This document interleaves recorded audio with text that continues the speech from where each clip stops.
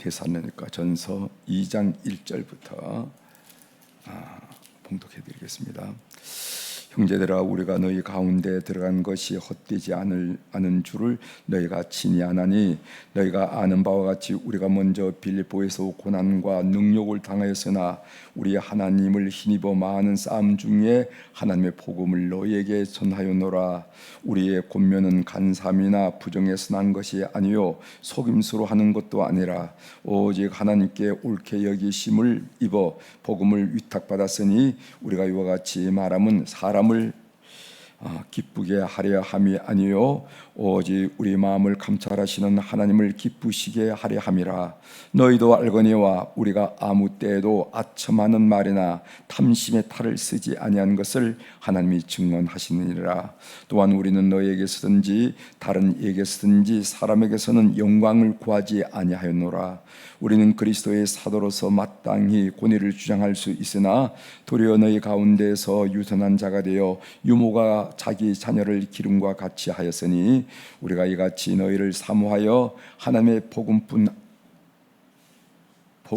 아니라 우리의 목숨까지도 너희에게 주기를 기뻐함은 너희가 우리의 사랑하는 자 됨이라. 형제들아, 우리의 수고와 애쓴 것을 너희가 기억하리니 너희 아무에게도 폐를 끼치지 아니하려고 밤낮으로 일하면서 너희에게 하나님의 복음을 전하였노라. 우리가 너희 믿는 자들을 향하여 이렇게 거룩하고 옳고 흠없이 행하였는지에 대하여 너희가 증인이요 하나님도 그러하시도다. 너희도 아는 바와 같이 우리가 너희 각 사람에게 아버지가 자녀에게 하듯 권면하고 위로하고 징계하노니, 이는 너희를 부르사 자기 나라와 영광에 이르게 하시는 하나님께 합당히 행하게 하려 함이라. 아멘. 12절까지 함께 읽었습니다.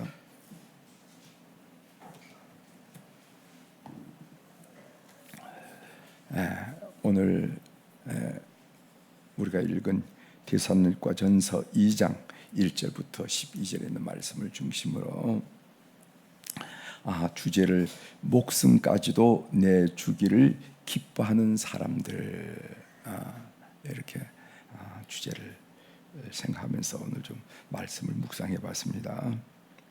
먼저 이야기 하나를 먼저 드리려고 하는데, 이건 제2차 세계대전 때 일어난 일입니다.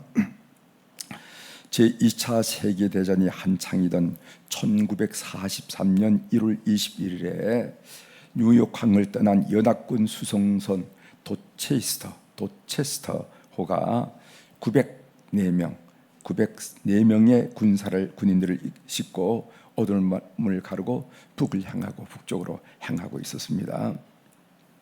항해 14일째인 1943년 2월 3일에 독일 잠수함이 도체스터호에 접근해서 어뢰를 발사했습니다. 어뢰를 맞은 도체스터호는 얼마 가지 않아서 물에 잠기기 시작했습니다. 배는 아수랑이 됐습니다. 병사들은 서로를 붙잡고 울부짖었어요. 그러나 그 와중에 4명의 군목들은 침착하게 구명조끼를 나눠주면서 병사들을 구명정이 있는 곳으로, 구명을 타는 곳으로 안내를 했습니다. 그러나 수송선이기 때문에 이 배가 수송선이기 때문에 병사들에게 나눠주기에는 구명조끼가 넉넉하지 않았어요. 그때 군목 클라크 폴링 중위가 한 병사에게 물었습니다. 자네 예수 믿는가? 아니요. 그러자 군목은 자기가 입고 있던 구명조끼를 벗어주면서 말했습니다. 나는 예수를 믿으니 지금 죽어도 천국 갈 수 있다네. 자네는 이 구명조끼를 입고 살아서 꼭 예수님을 믿고 천국에서 만나세. 4명의 군목들은 모두 자신의 구명조끼를 벗어 병사들에게 나누어 주었습니다. 도체스터호에 점점 물이 차오르기 시작했습니다. 그러자 4명의 군목들은 서로 팔을 끼고 기울어지고 있는 갑판 위에 서서 내 주를 가까이 하게 함은, 이 찬송을 부르면서 기도하기 시작했어요. 여러분, 내 주를 가까이 하게 함은 이거가 그 포세이돈 어드벤처에도 나오는 거예요. 어디? 하여튼 이 찬양을 이렇게 부르면서 기도하기 시작했습니다. 후에 생존한 병사 그레디 클락은 군목들의 최후를 이렇게 진술했습니다. 내가 본 마지막 장면은 군목들이 기도하는 모습이었습니다. 그들은 최선을 다했고 나는 그들을 다시 보지 못했습니다. 그들은 자신이 입고 있던 구명조끼를 병사들에게 벗어주고 죽음을 선택하였습니다. 배 타고 있던 병사 904명 중에서 605명이 전사를 하였습니다. 전쟁이 끝난 후 살아남은 병사들은 군목들의 희생을 기억하였습니다.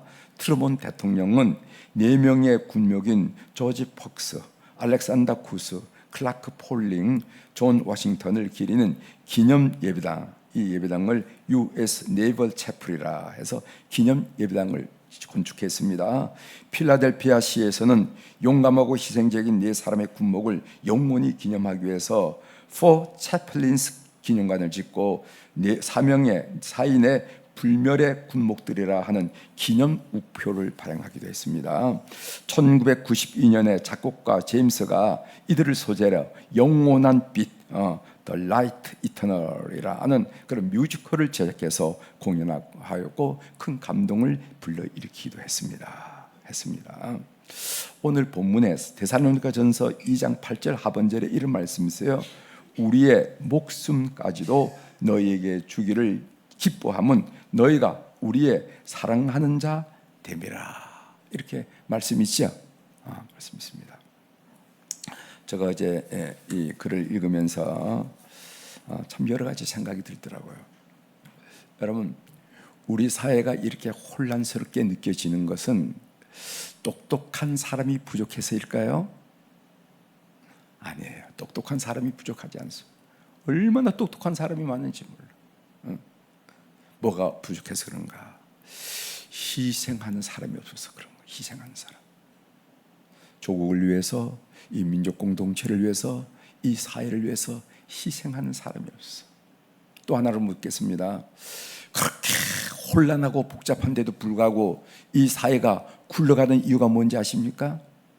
오늘 이 사회 곳곳에 희생하는 사람이 있기 때문에 그런 거예요.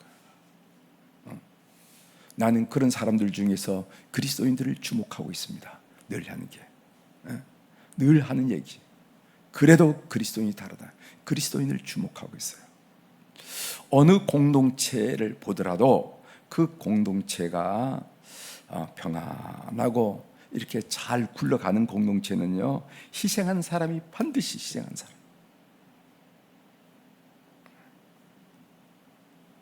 제가 강고등학교 출신인데 우리 동기회가 그렇게 잘 돼요. 우리가 강고등학교 11회인데 제가 강고 11회인데 그렇게 잘 됩니다. 그렇게 잘 되는 이유 딱 한 가지가 있어. 회장이 희생을 해요. 회장이 변호사인데 회장이 필요할 때다.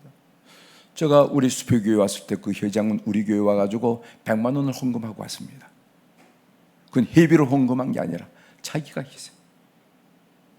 필요할 때마다. 그러니까 우리 그 동기들이 다 그 친구를 똑같은 그 동기지만 존경을 해요. 그래서 우리가 그 친구를 뭐라고 하냐면 나는 늘 너는 어떻게 동기회를 목회하듯이 하느냐고 그렇게. 너 어떻게 목회하듯이 그 동기회를 이끄냐고.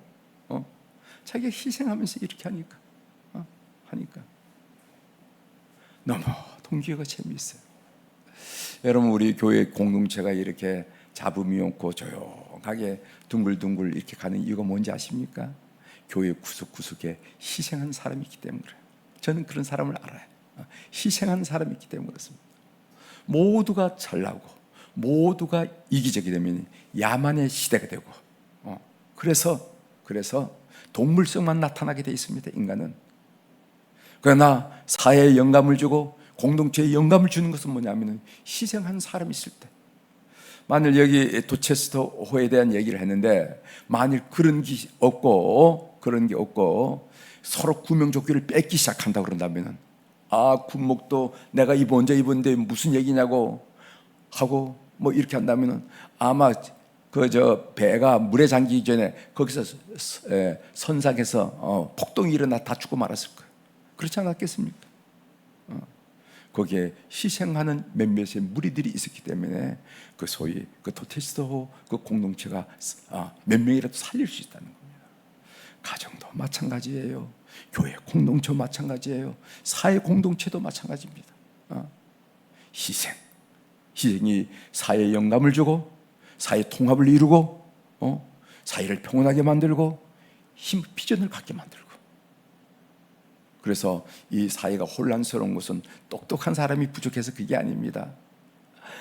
아니 이 바깥에서 무슨 게 경향이 일고 애교 경향이 일고 남북 간에는 복잡해지고 내부에는 분열이 일어나고 갈등이 일어나고 죽자 살자 하는데 왜 이렇게 사회가 혼란스럽습니까? 우리가 신문과 방송을 통해서 했는데 저는 느껴지더라고. 우리 사이에 희생의 리더십이 없기 때문에 희생을 안 하라. 어느 정도 그만큼 했으면 좀 희생이 됐으면 좋겠는데 그걸 하네. 그렇기 때문에 이 사회가 혼란스러워진다 하는 생각을 하면서 이런 생각을 좀 했습니다. 오늘 본문 내용은 본문 데살로니가전서 2장 1절에서 11절을 읽어보면은 바울 사도가 뭔가 해명하는 듯한 말씀을 하고 있다 하는 생각을 하게 됩니다. 여러분들은 우리가 함께 교독할 때 어떤 느낌을 받은지 모르지만은 저는 이 본문을 여러분들에게 같이 나누기 위해서 읽어보니까 왜 바울이 뭔가를 해명하는 듯한 이런 어조로 이 글의 내용이 되었을까 하는 생각을 했어요. 어쩌면 바울 사도는 이 디모데를 통해서 데살로니가 교인들의 바울에 대한 비난성 소문을 들었지 않았겠는가 이런 추측을 해보게 됐습니다. 여러분 우리가 어제 배웠지만은 데살로니가에서 바울은 먼저 나오고 거기에 그 데살로니가 그 신생 공동체를 위해서 디모데와 실라가 남았잖아요. 그리고 나중에 디모데 와서 보고를 했기 때문에 오늘 그 바울 사도가 편지를 쓴 내용인데 아마 성경에는 나타나 있지 않지만은 디모데가 이런저런 얘기를 하면서 그 데살로니가 교회 형편들을 이야기하면서 바울 사도를 비난한 비난성 이야기, 소문이 있다 한 이야기를 하지 않았겠는가 이렇게 생각이 됩니다. 그럼 비난성의 소문은 어떤 것일까? 제가 이 본문을 보면서 세 가지를 생각했습니다. 첫 번째로는요, 바울은 나쁜 사람일 수도 있다 하는 그런 소문. 그가 빌립보 감옥에서 갇힌 것은요 뭔가 찰봇을 했기 때문이 아니었겠는가. 여러분 빌립보 감옥에 갇힌 적이 있었죠. 바울과 실라가 갇혔는데 이 계명천지에 그 감옥에 갇혔다는 것은 뭐가 잘못됐기 때문일 것이다 라고 비난성 소문이 일 수도 있었다는 겁니다. 바울은 이에 대해서 해명하죠. 2절이죠. 너희가 아는 바와 같이 우리가 먼저 빌립보에서 고난과 능욕을 당하였으나 우리 하나님을 힘입어 많은 싸움 중에 하나님의 복음을 너희에게 전하였노라. 너희들이 어떤 소문을 듣고 어떤 소문이 오고 가는지는 모르지만은 우리가 빌립보 감옥에 갇힌 것은 오직 복음 때문이었다라고 해명을 해요. 자, 두 번째로 바울은 사람들로부터 인기를 얻기 위해서 간사한 행동을 했다 하는 그런 비난성 소문이 돌 수가 있습니다. 바울은 이에 대해서 해명합니다. 3절이죠. 우리의 권면은 간사함이나 부정해서 한 것이 아니요 속임수로 하는 것도 아니라. 우리가 너희들에게 여러 말로 가르쳤지만은 그 말로 가르친 것은 뭐냐면 복음 때문이지. 너희들부터 인정을 받으려고 하거나 인기를 얻기 때문이 아니라 하고 해명하는 것을 보게 됩니다. 세 번째로 바울은 물질적인 이득을 탐내는 사람이다 하는 그런 아마 소문이 돌을 수도 있어요. 왜냐하면은 그 데살로니가 교회도 빌립보 교회도 사역을 하고 나면은 그 사역자를 위해서 뭐 어떤 사람은 감사의 표시도 했을 것이고 어떤 사람은 식사를 위해서 뭐 먹고 사는 일을 위해서 뭐를 제공했겠죠. 그런 것이 있었을 겁니다. 5절 보십시오. 너희도 알거니와 우리가 아무 때에도 아첨하는 말이나 탐심의 탈을 쓰지 아니한 것은 탐심의 탈이 뭔지 알죠? 욕심의 탈. 탐심의 탈을 쓰지 아니한 것을 하나님이 증언하시니라. 하나님이 우리 마음을 알아. 너희들이 생각하듯이 물질적인 이득을 위해서 우리가 이렇게 몰려다니는 게 아니야. 이건 하나님이 알아라고 해명하는 것을 우리가 보게 됩니다. 여기 보면요, 바울 같은 그런 위대한 사도도 이런 비난성 소문을 들었구나 하는 생각을 먼저 하게 됐습니다. 바울은 이렇게 해명하면서 자기의 정체성을 고백합니다. 나는 이런 사람이다 하고 자기 정체성을 고백하는데 4절에 있습니다. 4절 보십시오.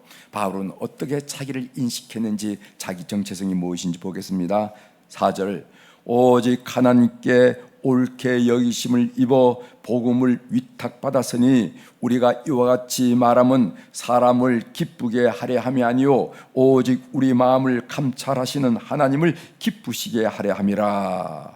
바울은 자기 스스로를 어떻게 인식하고 어떻게 파악하느냐, 자기 정체성이 무엇이냐, 나는 이런 사람인데 나는 어떤 사람인가? 하나님으로부터 복음을 위탁받은 사람이다. 이게 내 존재다. 이게 내 설명이다. 이게 내 사는 이유다. 이거 오늘 너희들을 만난 이유기도 하다. 나는 누군가? 나는 하나님으로부터 복음을 맡은 사람이다. 사도 바울, 복음을 맡은 자, 그 이상도 그 이하도 한다. 그게 내 정체성이다. 이렇게 이야기하는 것입니다. 그래서 바울은 그런 정체성으로 나는 매사를 생각하고, 나는 매사를 판단하고, 나는 매사를 행동하고, 나는 매사를 선택했다, 이 이야기를 지금 하는 거예요. 하나님으로부터 복음을 위탁받은 자로서 바울의 삶의 태도는 어떻게 했는가 이어서 나오죠. 제가 세 가지를 말씀드리겠습니다. 나는 하나님으로부터 복음을 위탁받은 사람이기 때문에 이렇게 살았다 하는데, 첫 번째가 뭐냐면은 오직 하나님만을 기쁘시게 하려 했다, 이렇게 얘기해요. 하나님만을 기쁘시게. 4절 하반절이죠. 오직 우리 마음을 감찰하시는 하나님을 기쁘시게 하려 함이라, 이렇게 했어요. 하나님의 영광만을 위해서 살았다는 것입니다. 사람이 아니라 하나님께 인정받는 것을 나는 최고의 소원이었고 최고의 인종으로 생각했다 이거지. 네? 사람으로부터 박수받고 인정받고 잘했니 못하니 나는 그거 관심 없다. 오직 하나님으로부터 인정받는 것을 내 인생의 최고의 목표로 두고 그것이 나의 기쁨이었다 하는 이야기를 지금 하는 겁니다. 그렇게 살았다는 거죠. 두 번째로는 나는 사람에게 영광을 구하지 않았다는 겁니다. 6절이죠. 6절. 또한 우리는 너희에게서든지 다른 이에게서든지 사람에게서는 영광을 구하지 아니하였노라, 이렇게 얘기해요. 사람에게 영광을 구하는 순간부터 그 인격은 천박해지고 추해집니다. 사람에게 영광을 구하는 순간, 그 순간, 특별히 목회자들이 그렇죠. 목회자들이 사람들에게 인정받으려고 그런데 관심을 가지고 만나고 막 이렇게 되면 그 순간 어떻게 되는가 하면은 사람이 인격이 천박해져. 그다음에 세 번째로 보세요. 세 번째로 유모처럼 성도를 섬기고 돌봤다 한 얘기를 합니다. 유모처럼 7절이죠. 7절. 우리는 그리스도의 사도로서 마땅히 권위를 주장할 수 있으나 도리어 너희 가운데서 유순한 자가 되어 유모가 자기 자녀를 기름과 같이 하였으니. 이렇게. 여러분, 유모가 뭡니까? 요즘은 그런 유모가 없지만 고대 사회는 이런 유모가 있었어요. 유모는 뭐냐면은 내 자식은 아니지만은 내 자식처럼 내 젖을 먹이며 키우는 사람, 이 유모예요. 바울이 데살로니가 교인들에게 이런 태도를 했다는 겁니다. 비록 하나님의 백성이지만 내 자식은 아니야. 하나님 백성이지만 마치 내 자식인 것처럼 너희들에게 정성을 기울이고 그리고 또 사랑을 주면서 돌봤다, 이런 이야기 하는데, 그때 나오는 말이 유모라 하는 말이 유모처럼 됐다. 그 너희들이 알지 않느냐 한 얘기입니다. 그리고 결론으로 모르지 난 8절에 얘기하죠. 8절. 우리가 이같이 너희를 사모하여 하나님의 복음뿐 아니라 우리의 목숨까지도 너희에게 주기를 기뻐함은 너희가 우리의 사랑하는 자 됨이라, 이렇게 얘기했어요. 삶의 적용으로 한마디 말씀드리는데, 저는 이 8절 하반절 오늘 주제로도 얘기한 말씀이지요. 우리의 목숨까지도 너희에게 주기를 기뻐함은 라는 본문, 그리고 또 제가 들어가는 말로 여러분들에게 소개되는 4명의 군목 이야기, 그런 이야기를 들으면서 어제 정말 한동안 묵상을 했습니다. 묵상을 했어요.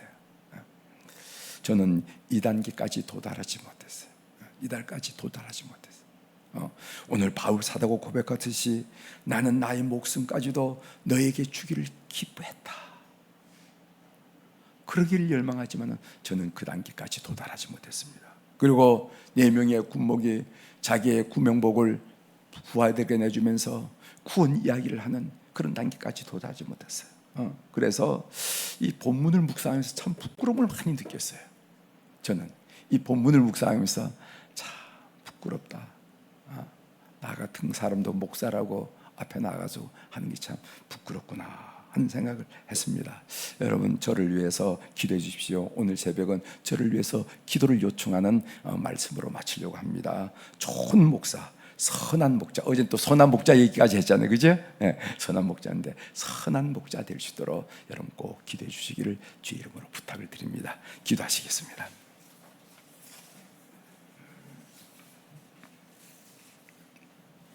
하나님 아버지, 오늘 바울 사도께서 데살로니가 교회에 편지하는 내용 중에 우리의 목숨까지도 너에게 주기를 기뻐했다. 허튼 말이 아니라, 입에 발린 말이 아니라, 가식적인 말이 아니라 진심으로 너희들의 구원을 위해서 내 목숨까지 주기를 기뻐했다. 그리고 실제로 도체스터호의 4명의 군목은 자기의 목숨을 주면서 구원 받았느냐고 물었고, 구원을 위해서 자기 목숨을 버린 것들을 보면서 오늘 나의 모습을 비교하며 묵상할 수 있도록 도와주셔서 감사합니다. 그래서 나는 그 단계에 도달하지 못했음을 솔직히 인정하고 고백드리면서 우리 교우들에게 선한 목자 될 수 있도록 기도해달라고 부탁을 드렸습니다. 하나님 아버지, 공동체가, 우리 사회가 똑똑한 사람이 부족하기 때문이 아니라 참으로 희생할 줄 모르는 사람들이 너무도 있기 때문에 동물의 사회, 야만의 시대를 맞이하고 있다는 것을 저들이 알게 됩니다. 반면 어떤 공동체가 둥글둥글 굴러가는 것은 알게 모르게 희생한 사람이 있기 때문이라는 것도 배울 수 있도록 도와주셔서 감사합니다. 그러면서 우리는 우리 그리스도인들을 지목하게 됩니다. 그리스도인들이 이 사회의 근간이라고, 그리스도인들이 이 땅의 희망이라고, 그리스도인들이 이 사회의 소원이고 등대라고 우리가 이야기하면서 오늘 우리의 삶의 자세를 다시 한번 생각할 수 있도록 도와주셔서 감사합니다. 오늘 이 새벽에 이런 자세를 갖는 저희들 될 수 있도록 은총을 베풀어 주옵소서. 하나님, 오늘 또 우리 사랑하는 교우들이 주님 앞에 1000번째 헌금을 올려드렸습니다. 솔로몬의 본을 받아서 귀한 물질을 주님 앞에 올려드렸사오니 솔로몬을 그렇게 축복하신 하나님께서 우리의 가정, 우리의 삶을 축복하여 주셔서 그 하나님의 풍부함, 그 하나님의 너그러움, 그 하나님의 풍성함, 그 하나님의 온전함을 온 삶으로, 가정으로 체험하도록 은혜를 베풀어 주시옵소서. 하나님, 수요일날 저희들 수요일날을 맞이해서 우리 자손들을 위해서 기도하게 하시오니 감사를 드립니다. 하나님, 우리 자손들 가운데 부모님의 슬을 떠나서 해에 나가서 직장인으로서 사업하는 사람으로서 그리고 또 학문하는 사람으로서 많이 흩어져 있습니다. 글로벌 시대에서 아침 저녁으로 전화를 받고 서로 얼굴을 보는 그런 좋은 세상이지만은 오늘 또 저희들을 위해서 기도하고 있사오니 준초들을 축복하여 주셔서 이 영만리에서 삶의 일들을 갖고 나갈 때 때때로 주님의 도우심과 주님의 역사를 경험하는 자손들이 꼭 될 수 있도록 도와주시옵소서. 그래서 누군가 나를 위하여 우리 아버지가, 우리 할아버지가, 우리 어머니가, 우리 할머니가 나를 위해서 기도하구나 하는 것을 온몸으로 올몸으로 체험하고 체득할 수 있도록 저들을 기억하시고 축복하여 주옵소서. 하나님, 저희들 자손 중에서 국방의 의무를 감당하기 위하여 나라의 부름을 받고 군인으로 나가 있는 우리 자녀들이 있습니다. 자손들이 있습니다. 주께서 기억하여 주시고 하나님, 전방에 있는 자녀 자손들, 후방에 있는 자손들, 전투 부대에 있는 자손들, 교육 부서에 있는 자손들 주께서 기억하여 주시고 이 2년 동안의 세월이 허송 세월이 되지 않게 하시고 그들의 인격을 다듬고 그들의 비전을 다듬고 그들의 열정을 다듬고 그들의 준수한 사인으로서 다듬어지는 축복의 기간이 될 수 있도록 은혜를 베풀어 주옵소서. 나는 이 기간 동안에 많은 것을 배웠습니다. 사회를 배웠습니다. 인간관계를 배웠습니다. 가족을 배웠습니다 하는 그런 성숙되고 성장한 모습으로 우리 앞에 나타날 수 있도록 우리의 자손들을 축복하여 주옵소서. 하나님, 이제 가을이 진행되면서 2학기가 시작되면서 이제 대학 수능 시험을 보는 우리의 자녀들도 있습니다. 하나님, 고3으로 수능을 준비하고 또 재수생으로 수능을 준비하는 우리의 아들, 딸들 그리고 손자, 소녀들을 기억하여 주셔서 하나님, 그들에게 긍휼과 뜻과 교육을 가지고 이 땅에 내신 줄 믿사오니 그들이 하나님의 영광을 위해서 귀하게 쓰임받을 수 있도록 대학문을 활짝 열어 주시옵소서. 그래서 그들의 인격이 시작하고 그들의 지적인 능력이 발전할 수 있는 그런 축복된 그런 삶의 여정을 그들 대학문을 활짝 열어서 이끌어 주시옵소서. 하나님, 우리 자녀들 자손들 가운데 사업하고 직장 생활하는 자녀들이 있습니다. 직장 초년병으로 애쓰는 우리 자손들 그리고 또 사업하고 참으로 IMF 때보다 더 이 자영업자들이 더 문을 많이 닫는다는 이 어려운 시대에 하나님 탁월한 지혜와 아이템들과 가슴에 뜨거운 열정들과 필요한 사람들을 만나게 해주셔서 사업이면 사업, 직장이면 직장에서 윗사람으로부터 인정받고 아랫사람으로부터 존경받는 그런 하나님의 사람으로 세우셔서 그들이 거하는 곳마다 직장의 하나님 나라를 이루는 그런 영광도 덧입혀 주시기를 소원합니다. 하나님 아버지, 우리는 누구든지 그리스도 안에 있으면은 모든 것이 가능하다 하는 말씀을 우리가 배우면서 절망, 좌절, 이것은 우리 그리스도인들의 의식 속에 없다는 것을 우리가 가르치면서 우리 모든 자손들이 열정과 그리고 또 비전과 뜨거움으로 가득 차는 그런 귀한 자손들이 되도록 은혜를 베풀어 주옵소서. 하나님, 그래서 우리 교회 모든 가족들 가정이 믿음이 기대되어서 우리의 어머니의 기도 속에서 우리가 이렇게 축복받은 것처럼 우리의 기도를 통해서 우리 자손들이 축복받으면서 하나님의 놀라운 은혜를 늘 경험하는 자손들이 되도록 역사하여 주시옵소서. 오늘 또 하늘의 주권과 땅의 주권을 가진 우리 주님의 권세 있는 이름으로 이 새벽에 선포합니다. 내 영혼이 잘된같이 범사가 잘되고 강건한 축복을 이 새벽에 주님 아련하는 모든 교우들이 누리게 도와 주시옵소서. 감사드리며 예수님의 이름으로 축복하며 기도 올려옵나이다. 아멘. 하늘에 계신 우리 아버지여, 이름이 거룩히 여김을 받으시오며 나라가 임하시오며 뜻이 하늘에서 이루어진 것 같이 땅에서도 이루어지이다. 오늘 우리에게 일용할 양식을 주시옵고 우리가 우리에게 죄 지은 자를 사하여 준 것 같이 우리 죄를 사하여 주시옵고 우리를 시험에 들게 하지 마시옵고 다만 악에서 구하시옵소서. 나라와 권세와 영광이 아버지께 영원히 있사옵나이다. 아멘.